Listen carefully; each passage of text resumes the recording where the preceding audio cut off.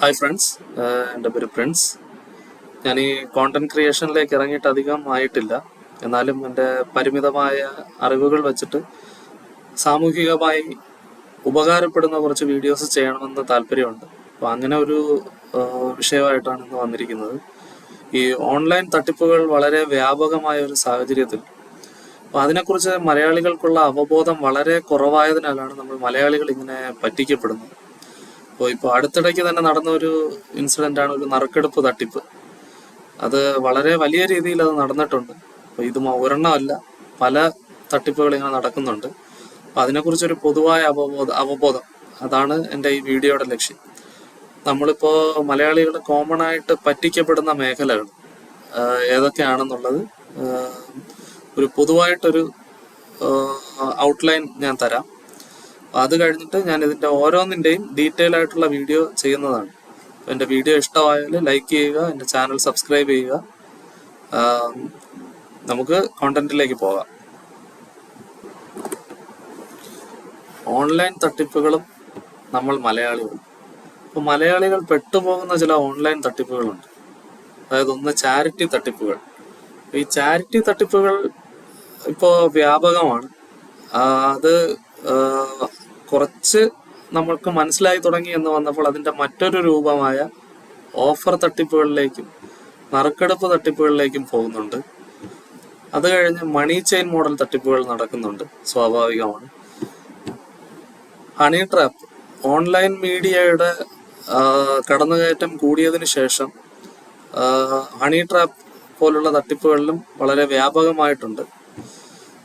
Work from home model തട്ടിപ്പുകൾ പൊതുവെ വീട്ടമ്മമാരെ target ചെയ്തിട്ടാണ്, നോർത്ത് ഇന്ത്യക്കാരാണ് ഈ തട്ടിപ്പുകൾ കൂടുതലും ചെയ്യുന്നത്. വിസ തട്ടിപ്പുകൾ, അത് പണ്ട് പോലെ ഉള്ളതാണ്, ഇപ്പോഴും അതിനൊരു കുറവും വന്നിട്ടില്ല.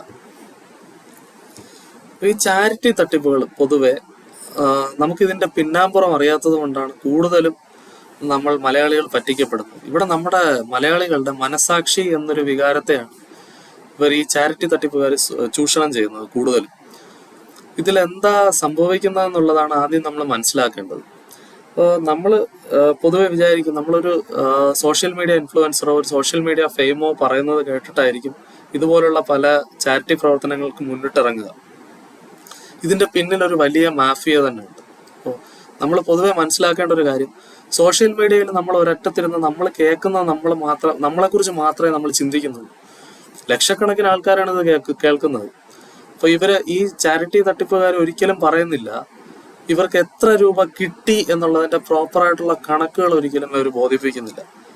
ഇവർക്ക് എത്രയാണ് യഥാർത്ഥത്തിൽ ആവശ്യമുള്ളത് അതിന്റെ ഒരു 10 ഇരട്ടിയായിരിക്കും ഇവര് ഓൺലൈനിൽ വന്ന് പറയുന്നത്. അതിൻ്റെയും ഒരു 10 ഇരട്ടിയായിരിക്കും ഇവർക്ക് പിരിഞ്ഞു കിട്ടുന്നത്. ഇതിലെന്താ സംഭവിക്കുന്നതെന്ന് പറഞ്ഞാൽ ഇവർ ഒരു പാവപ്പെട്ട കുടുംബത്തെയോ ഒരു സഹായം ആവശ്യമുള്ള കുടുംബത്തെയോ സമീപിക്കുന്നു. അവരുമായി ഒരു ധാരണ ഉണ്ടാക്കുന്നു. നിങ്ങളുടെ അക്കൗണ്ടിലേക്ക് വരുന്ന പണത്തിന്റെ ഇത്ര ഒഴികെ ബാക്കിയെല്ലാം ഞങ്ങൾക്ക് തരണം എന്നുള്ള ഒരു ധാരണ ഉണ്ടാക്കുന്നു. അതിനുശേഷം ഇവരിൽ ആരെങ്കിലും അവരെ സമീപിക്കുന്നു, എപ്പോഴും അവരുടെ അക്കൗണ്ട് മോണിറ്റർ ചെയ്യുന്നു. അത് കഴിഞ്ഞിട്ട് ഇവർ ചെയ്യുന്നത് എന്താന്ന് പറഞ്ഞാൽ ഒരു 40 ലക്ഷം രൂപയുടെ ഒരു ഓപ്പറേഷനോ എന്തെങ്കിലും ആണെങ്കിൽ ആ എമൗണ്ടും കൊടുക്കും, ഒരു 20 ലക്ഷം രൂപ കൂടെ അവർക്ക് അധികം കൊടുക്കും. അത് കഴിഞ്ഞിട്ട് ബാക്കി വരുന്ന എത്ര തുകയുണ്ടോ അത്രയും ഇവർ കൊണ്ടുപോകും. ഇതാണ് സാധാരണ ഈ ഒരു മേഖലയിൽ നടന്നു വരുന്നത്. ഇത് നമ്മളെ മലയാളികൾ എപ്പോഴും ബോധവാന്മാരായിരിക്കണം. നമ്മൾ ചിന്തിക്കുന്നത് നമ്മുടെ കയ്യിൽ നിന്ന് ഒരു 500 രൂപ പോകുന്നതല്ലേ ഉള്ളൂ എന്നുള്ളത്. ഈ മാനസികാവസ്ഥ തന്നെയാണ് ഇവർ മുതലെടുക്കുന്നത്. അടുത്തത്, നമ്മളിപ്പോ കുറെ നാളായിട്ട് വൈറലായിക്കൊണ്ടിരിക്കുന്ന ഒരു വീഡിയോ ആണ്. ഇത് ഒരു തരം ചാരിറ്റി പ്രവർത്തനം പോലെയാണ് സ്റ്റാർട്ട് ചെയ്തത്. അപ്പൊ ഈ ചാരിറ്റി തട്ടിപ്പുകൾ കൂടുതൽ മലയാളികൾക്ക് മനസ്സിലായി തുടങ്ങിയപ്പോഴും നമ്മൾ കണ്ടുപിടിക്കാൻ തുടങ്ങിയപ്പോഴും സ്റ്റാർട്ട് ചെയ്ത ഒരു പരിപാടിയാണ് ഇത്. അതായത് നറുക്കെടുപ്പ് തട്ടിപ്പുകൾ. ഒരു വിശ്വസ്തനായ സോഷ്യൽ മീഡിയ ഇൻഫ്ലുവൻസർ ഒരു പാവപ്പെട്ട ആളാണെന്നുള്ള രീതിയിൽ ഒരാളെ പരിചയപ്പെടുത്തുന്നു. അയാൾ വീട് വെച്ചതിന് കടമുണ്ടായി എന്ന് പറയുന്നു. ആ വീട് വിൽക്കാൻ കഴിയാതെ വന്നു, അതിനാൽ അത് നറുക്കെടുപ്പിലൂടെ കൊടുക്കാനായിട്ട് പ്ലാൻ ചെയ്യുന്നു. അങ്ങനെ കുറെ കൂപ്പൺ വയ്ക്കും. ഇതിലും ചാരിറ്റി തട്ടിപ്പില് പറ്റിയതിനേക്കാളും വലിയ ചതിയാണ് ഇതിൽ ഒളിഞ്ഞിരിക്കുന്നത്. അപ്പം ഇതും നമ്മുടെ മനസാക്ഷി എന്നുള്ള ഒരു മാനസികാവസ്ഥയെ മുതലെടുത്താണ് ഈ തട്ടിപ്പുകളും മുന്നേറുന്നത്. കാരണം അവരെത്ര കൂപ്പൺ അടിക്കുന്നെന്നോ എത്ര കൂപ്പൺ വിറ്റുപോയെന്നോ ഉള്ള കണക്കുകളൊന്നും കൃത്യമല്ല. നമ്മൾ കാണുന്നത് ചിലപ്പോൾ ഒരു 8,000 10,000 കൂപ്പണായിരിക്കും. ഇതിൽ പല രീതിക്ക് തട്ടിപ്പ് നടത്താം. ഈ 10,000-ന് മേളിൽ പല ഇൻഫ്ലുവൻസേഴ്സും ഇപ്പോൾ വന്ന് പറയുന്നുണ്ട് 50,000 60,000 ടിക്കറ്റുകൾ വിറ്റുപോയിട്ടുണ്ട്, എന്നാൽ 10,000 കിട്ടിയതെന്നും പറഞ്ഞാണ് നറുക്കെടുക്കുന്നത്. ഈ നറുക്കെടുപ്പിനുള്ളിലും തട്ടിപ്പുണ്ട്. ചിലപ്പോൾ അത് എല്ലാം ഒരേ പേരുകളായിരിക്കാം, 3-4 പേരുടെ പേരുകളായിരിക്കാം എല്ലാ കാർഡിലും. അല്ലാന്നുണ്ടെങ്കിൽ എല്ലാം ഇടുന്നുണ്ടോ എന്നറിയില്ല നമുക്ക്. അപ്പൊ ഇതുപോലുള്ള തട്ടിപ്പുകളിൽ ചെന്ന് ചാടാതിരിക്കുന്നതാണ് ഏറ്റവും നല്ലത്. കാര്യം നമ്മളിതിൽ പ്രൊമോട്ട് ചെയ്യാൻ ആളുണ്ടെങ്കിൽ നമ്മളും വിശ്വസിക്കുന്നു, ചെന്ന് ഈ തട്ടിപ്പുകളിൽ തന്നെ ചാടുന്നു വീണ്ടും. അടുത്തതായി ഓഫർ തട്ടിപ്പുകളാണ്. സോഷ്യൽ മീഡിയ ഇൻഫ്ലുവൻസർ ആരെങ്കിലും വന്ന് ഒരു കടയിൽ അല്ലെങ്കിൽ ഒരു സ്ഥാപനത്തിൽ ഇത്ര ഓഫറുകൾ ഉണ്ടെന്ന് പറയുന്നു, ആൾക്കാരെല്ലാം കൂടെ അങ്ങോട്ട് കുതിച്ചെത്തുന്നു, അവർ പറയുന്നു ആ ഓഫർ തീർന്നു, അല്ലെങ്കിൽ അത് സാധനങ്ങളെല്ലാം വിറ്റുപോയി. യഥാർത്ഥത്തിൽ നമ്മൾ മനസ്സിലാക്കേണ്ട, യഥാർത്ഥത്തിൽ ആ ഓഫർ അവിടെ ഉണ്ടായിരുന്നില്ല. അവർ ജസ്റ്റ് അവരുടെ പരസ്യത്തിന് വേണ്ടിയാണ് ഇത് ചെയ്യുന്നത്. അപ്പോൾ ഇത് ഒരു തരം, ഇത് അധികം ഹാനികരമല്ലാത്തൊരു തട്ടിപ്പാണ്. നമ്മൾ ചെന്ന് ചാടി കൊടുക്കാതെ ഇതിൽ നമുക്ക് യാതൊരു നഷ്ടവും വരാനില്ല.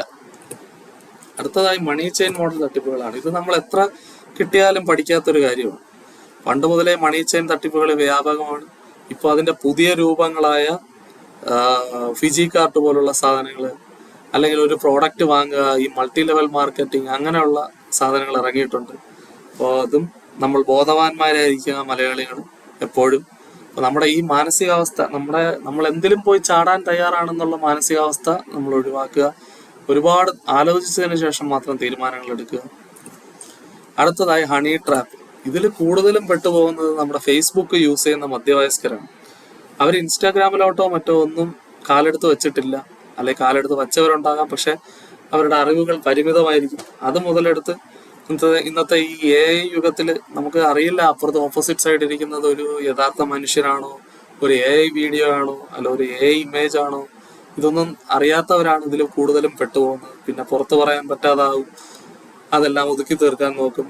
അങ്ങനെ കുറെ തട്ടിപ്പുകൾ നടക്കുന്നുണ്ട്. പിന്നെ വിസ തട്ടിപ്പുകൾ ഇന്നത്തെ മേഖലയിൽ പുറത്തോട്ട് പോകാൻ നിൽക്കുന്നവരെ എല്ലാം ചൂഷണം ചെയ്യുന്ന ഒരു രീതിയിലാണ് കൺസൾട്ടൻസികൾ മുന്നോട്ട് പോയിക്കൊണ്ടിരിക്കുന്നത്.